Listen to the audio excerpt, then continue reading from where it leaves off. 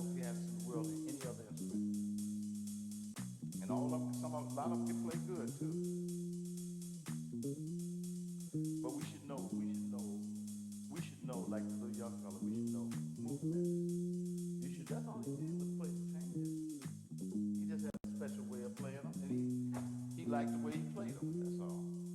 But it still changes. They don't even, some of the classical pianists don't even know the changes to the song they playing.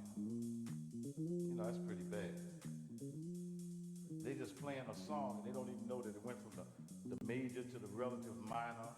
One time I was at a class with all classical musicians. We all had to play a piece because we always take it from the same teacher.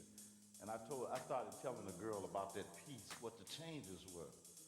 And that's the first time she understood about the piece, that she knew how to play